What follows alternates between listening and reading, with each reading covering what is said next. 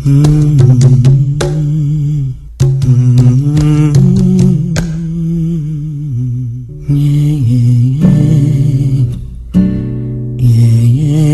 choro do A Rádio Mundial apresenta programa Umbanda Linda, falando sobre a magia da vida, com o sacerdote Alexandre Comino. Olá, meus irmãos e ouvintes da Rádio Mundial. O programa Umbanda Linda vai ao ar todos os domingos às 14h30 e também no YouTube, canal Alexandre Comino, onde você pode assistir a todos os programas. E hoje estamos aqui com a nossa irmã, dirigente espiritual sacerdotisa de Umbanda, Mãe Silvia, que tem o seu templo estabelecido aqui em São Paulo, na Casa Verde. É isso, minha irmã? É isso. Boa tarde a todos. Nosso templo está situado na Rua Zanzibar, 477, na Casa Verde. E estamos em prol da caridade, a benefício dos mais necessitados, abrangendo uma religião que nos faz repensar a nossa existência aqui na Terra e promulgar o que a espiritualidade venha nos ensinar pela nossa imperfeição ainda, né? E pedir a eles que tenham muita misericórdia para com a humanidade, para com aquilo que ainda temos que aprender, estarmos sempre de ouvidos muito atentos a todos os ensinamentos espirituais. Muito bom, minha irmã. Eu sempre perguntei: site na internet, perfil no Facebook, Instagram? TU, Aldeia de Oxóssi Ogum Yansan, Casa da Cabocliara, tanto no Facebook como no Instagram também. E agora a pergunta que não quer calar: como é que foi isso? Umbanda na sua vida? Da onde vem? Como que você chega na Umbanda, ou está na Umbanda, ou vive a Umbanda, ou encontra a Umbanda? Acho que a vida nos oferece caminhos para que nós temos que propor a nossa evolução de alguma forma. E a religião é um caminho de um desígnio muito importante e de escolhas também, de mudança de pensamento, de atitude, e procurar o nosso eu e procurar entender o mistério que envolve a nossa reencarnação. E a Umbanda é uma religião que me trouxe o entendimento que meu espírito, acredito que veio buscar, mas não iniciei diretamente na Umbanda. Tive uma infância voltada a um conhecimento de várias doutrinas, catolicismo, Umbanda, Kardec, e logo aí aos meus 17 anos já tinha experiências de fenômenos espirituais, de incorporações e faculdades mediúnicas que foram um pouco difíceis no primeiro convívio, mas a família deu esse respaldo para que a gente pudesse entender e estudar esse fenômeno, e isso foi muito importante na minha iniciação como médium, apenas como medianeiro do plano espiritual. A partir de um determinado momento na minha vida, nos é proposto a escolha, né? A escolha de termos a fé em primeiro lugar, escolhermos uma doutrina que nos acolhe e que faz com que o nosso espírito possa se encontrar no seu caminho de evolução, e os nossos caminhos foram sempre dentro da espiritualidade e sempre como um grande serviço que nós possamos prestar com a nossa energia em prol da caridade, em prol, primeiro, da caridade que nós promovemos para nós mesmos, né? Eu acho que é muito importante também pensar que a caridade, a primeira delas é fazer isso para nós, para que possamos estar aptos e preparados espiritualmente para exercer a uma comunidade ou a uma pessoa, a uma determinada religião, né? A reforma íntima, ela vem em primeiro lugar antes de iniciarmos qualquer trajetória dentro de qualquer religião. É promover essa reforma íntima e ter o entendimento desse plano espiritual que é maravilhoso e cheio de nuances, e cheio de entendimentos variáveis e todas as suas vertentes, como é a Umbanda, como é toda a espiritualidade. Então, falar de espíritos, falar de religião dentro da doutrina espírita é exercer um fundamento para a vida, em primeiro lugar. Né? E quando e como foi o momento da Umbanda? Falar, não, agora eu estou na Umbanda, estou vivendo na Umbanda. Você foi a partir de um templo que você veio fazer parte, antes de você se tornar dirigente espiritual? Como aconteceu isso? Que é algo que é tão presente na vida de tantos umbandistas, né? Eu fui encaminhada aos 18 anos, já tinha um conhecimento dentro da doutrina e buscava me aprofundar nela. Eu fui levada a uma casa espiritual, hoje ainda existente, uma casa muito importante, kardecista, Amor e Paz, e a partir daí, depois de 15 anos já exercendo dentro da ritualística kardecista, todo um trabalho desenvolvido na área médica espiritual e também de atendimento, socorro espiritual. E em um determinado momento, nós já trabalhávamos com uma entidade chamada Irmã Cíntia, e que em um determinado tempo da minha vida, ela me disse, agora vamos percorrer outros caminhos que vai abraçar todo esse conhecimento que você adquiriu e buscar o desconhecido.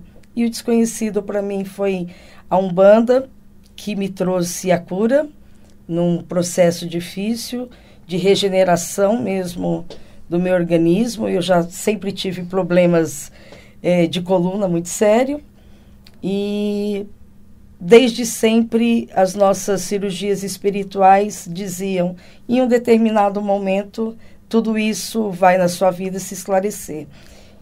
E aí, um grande médium me colocou um caminho de luz em uma casa que hoje já não existe mais, da vovó Catarina, mãe Maria do Bonfim, da senhora Antônia de Azevedo Marques, uma grande médium, uma morubixaba, que a nossa casa era da linha do primado de Umbanda, uma senhora respeitadíssima dentro da religião, uma das decanas mais velhas, ela trabalhou até os seus 98 anos, e neste trabalho contínuo fiz todo o meu desenvolvimento na Umbanda, já tinha o desenvolvimento mediúnico, corpóreo, como nós determinamos ou achamos que sabemos algo sobre a incorporação. E dentro da Umbanda, a presença ali de todas as falanges, de todos os orixás se fazendo presentes e nos acolhendo para exercer através do nosso corpo, da nossa energia, um trabalho que o meu espírito determinou que assim teria que ser, e eu aceitei essa missão. E depois de alguns anos, recebi desta minha mãe, dessa querida minha mãe que hoje mora no espaço, essa missão de ter a nossa casa, e a partir daí, aquilo que nós achamos que conhecemos, não conhecemos. Começa-se uma nova trajetória, uma nova responsabilidade, e graças a ela, e eu tive muita sorte de ter, desde o início da minha mediunidade, do meu desenvolvimento, dirigentes que foram muito importantes e definitivos para que eu pudesse hoje estar aqui falando alguma coisa que possa colaborar com a minha história. Mas todo o início, nós temos que ter pessoas ao nosso lado que colaboram para a nossa evolução, entendimento e estudo. Entender o que é a Umbanda, entender os seus fundamentos, porque aceitar uma religião e trabalhar em uma religião não é apenas incorporar, não é apenas receber um guia, é uma reforma profunda da qual nós olhamos, não entendemos, porque tudo que é invisível e tudo que se faz presente da qual o nosso sentimento não tem palavras para expressar, se torna um coadjuvante e que você fica à mercê do que vai acontecer com o seu amanhã. E a Umbanda é uma religião linda, maravilhosa, mas é uma religião muito difícil. Eu presumo, na minha experiência, que a religião da Umbanda hoje, entre todas elas, é a mais difícil de seguir, a mais difícil de termos com todos os preceitos e com todos os ensinamentos que o plano espiritual nos concede. Benjamin Figueiredo foi um médium que vem de uma família espírita, e então ele conhece Zélio de Moraes, se desenvolve com o Zélio de Moraes, funda em 1924 a Tenda Espírita Mirim. Na década de 50 ele funda o Primado de Umbanda no Rio de Janeiro, e na década de 60 Félix Nascentes Pinto funda o Primado de Umbanda aqui em São Paulo, que hoje chama-se Primado do Brasil, dirigido pela querida Cidinha Analésio, mãe Aparecida Analésio. O Primado de Umbanda é uma das grandes, já foi talvez a maior organização de Umbanda em todo o Brasil, e é hoje sempre será uma das grandes e mais respeitadas organizações de Umbanda, uma grande escola de Umbanda. Quando a gente diz Morubixaba, quer dizer que essa pessoa já passou por 7 graus para se tornar Morubixaba, né? Ela foi Bojá Mirim, Bojá Guaçu, e seguir outros graus. Até é uma grande escola, minha irmã. Você passou por todas essas fases também. Porque como é hoje, né? Você vive esse sistema também do Primado de Umbanda. Você combinou isso com toda aquela espiritualidade anterior e tudo. Eu sou um grande admirador da história do Primado de Umbanda também. Então, quando alguém fala sou Morubixaba, eu imagino que passou por todos esses processos. E aqui no o Primado do Brasil, ele tem uma sequência de formação um pouco diferente, né?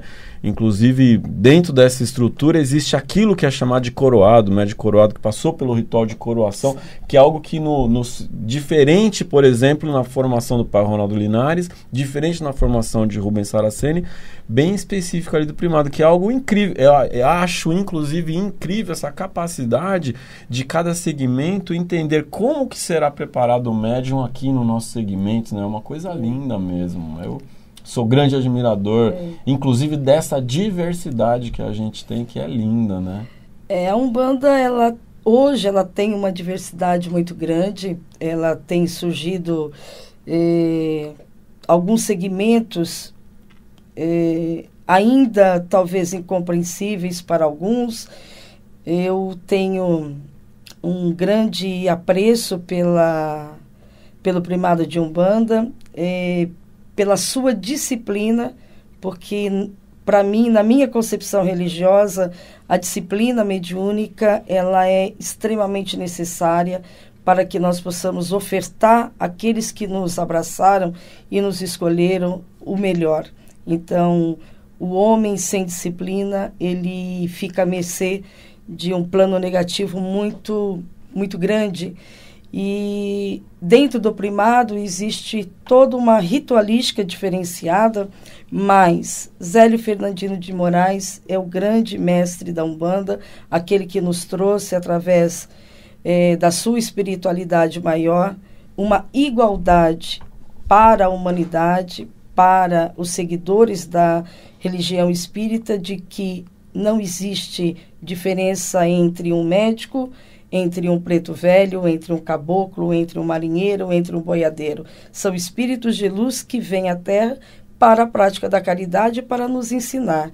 Então, todas as vertentes que nós temos, a nossa casa é filiada à Federação Bandista do Grande ABC. De pai Ronaldo Linares, a quem a gente pede a bênção e manda um abraço. A quem aqui. Eu peço a bênção, a esse grande mestre da Umbanda, um grande decano, como todos em todas as federações, com muito valor, com muito apreço à sua história, ao seu embate, né, por tudo que passaram, por todas as premissas que as nossas religiões espíritas tentaram, de alguma forma, no embate contra a própria sociedade, a passar por momentos muito difíceis, e devemos isso a estas pessoas, aos nossos mais velhos, aos nossos pais, nossas mães, o nosso devido respeito.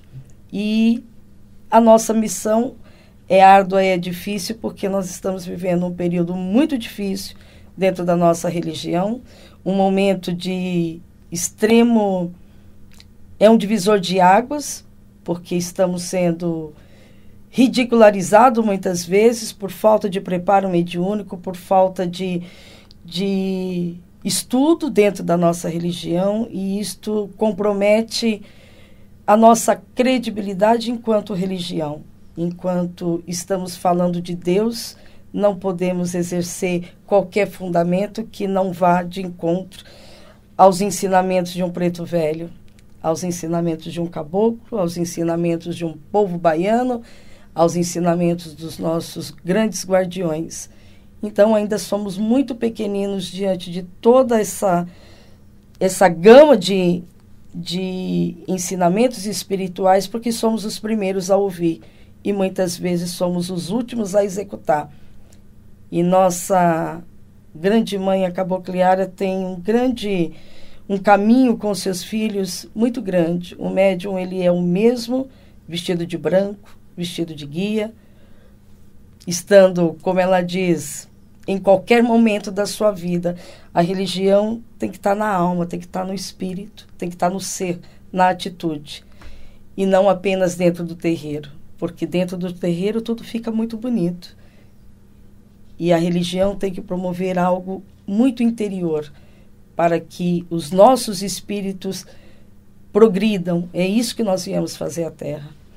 Exercer um fundamento, uma religião, a qual a sua crença determina, mas efetivamente buscar a nossa evolução. E nós que temos a responsabilidade de guiar nossos filhos de fé, estar sempre muito atento aos ensinamentos das nossas queridas entidades, dos nossos orixás, e promover através da leitura espiritual e exercer a religiosidade com respeito, com critério, mas principalmente com verdade. Quais são as grandes dificuldades hoje, minha irmã, da missão, enquanto missão muito árdua, como você diz? Porque nós estamos em um confronto de descredibilidade da nossa religião. Eu venho de um tempo onde o sacerdócio ele era transmitido pelo plano espiritual, por uma missão que aquele espírito teria para seguir como sacerdócio. Hoje, nós temos muito mais sacerdotes do que médios. Nós temos muito mais médios que só querem incorporar e não temos cambones. Então, nós temos uma divulgação talvez um pouco mistificada, que dentro de um terreiro de Umbanda, desde o porteiro até o dirigente, todos nós somos iguais. Os nossos pés no chão determinam a nossa simplicidade, a nossa igualdade. O que nos difere é a nossa disciplina. É aquilo que nós temos que manter. A nossa hierarquia está apenas para o graduar aquele que tem uma responsabilidade de cuidar do outro, e não como titularidade dentro da liturgia da Umbanda. E isso faz uma diferença muito grande. Entender que a nossa religião é pé no chão, somos todos iguais. E não precisamos ter títulos de sacerdote, nós precisamos ter amor no coração, trabalhar para a caridade. Se é um caminho de ser um grande medianeiro, busque através do seu dirigente conhecimento. O conhecimento, os livros, as próprias entidades que nós somos os primeiros a ouvir, e quanto que a Umbanda tem nos trazido, a apometria e tantas outras questões que não eram abordadas na Umbanda e que os caboclos já trabalham há muito tempo. Está aí esse estudo da fisiologia para que a gente possa entender o nosso cérebro e acreditar que o Mestre Maior tem um grande poder sobre a missão que cada um de nós vem fazer na Terra. Eu chamo demais a responsabilidade para nós mesmos, não é? Então eu entendo que dentro dessa comunidade, que hoje é uma comunidade em expansão, né? Embora nós ainda somos religião de minoria, que tem questões, no que diz respeito à minoria, há questões muito delicadas para nós, porque a minoria é aquela que sofre o preconceito, que sofre a ignorância, que sofre a agressão. No entanto, ser religião de minoria também faz com que cada um de nós tenha que estar muito convicto daquilo, não é?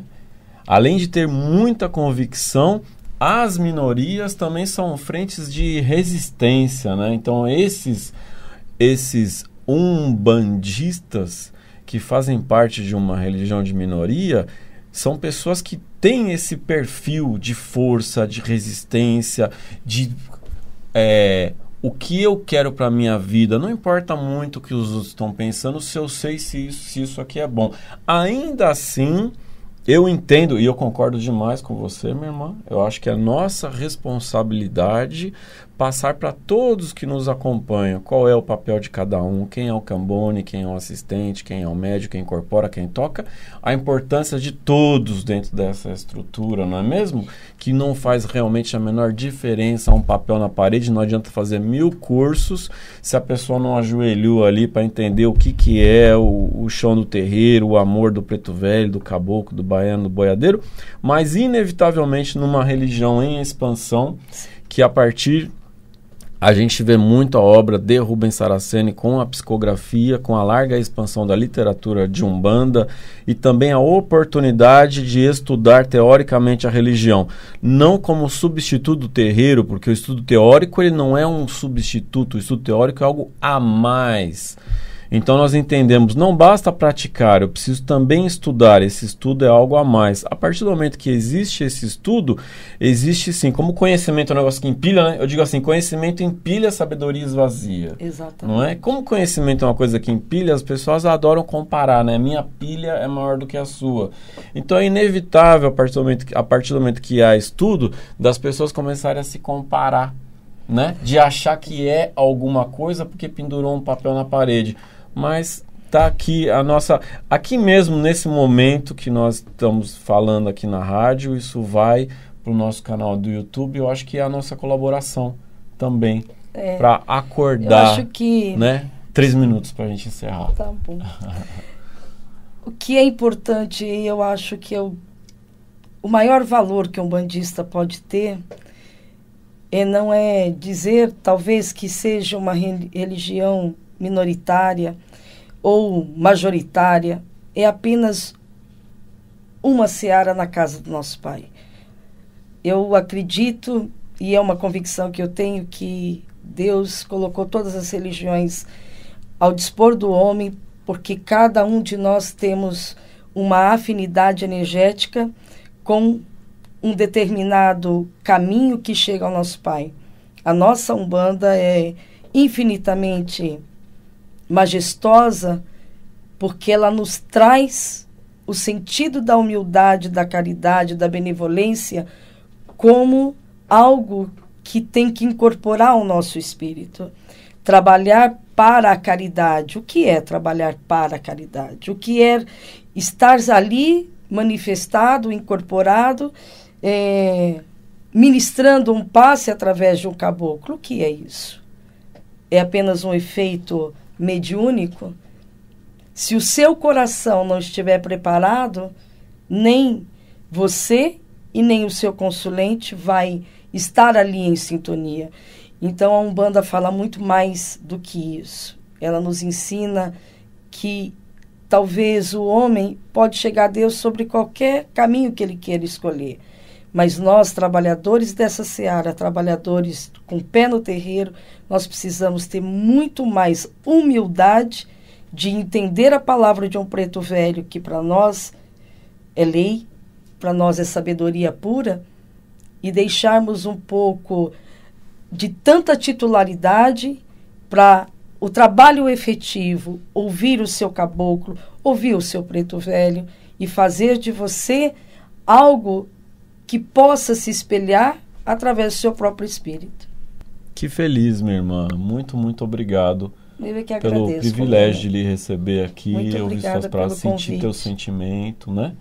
Esse amor pela nossa Que assim religião, seja pra pela todos Umbanda, nós. que é algo tão especial, tão querido.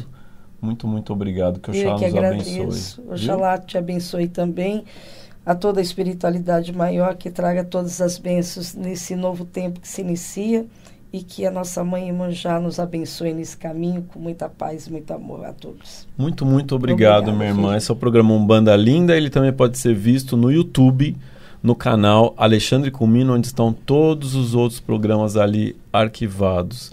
A gente falou hoje com a nossa querida mãe Silvia. Axé, minha irmã. Axé.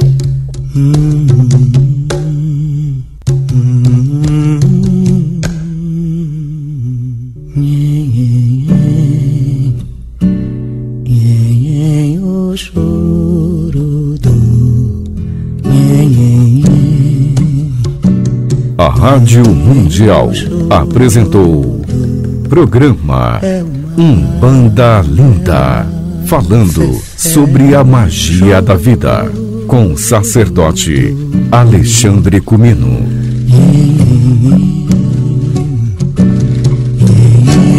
o choro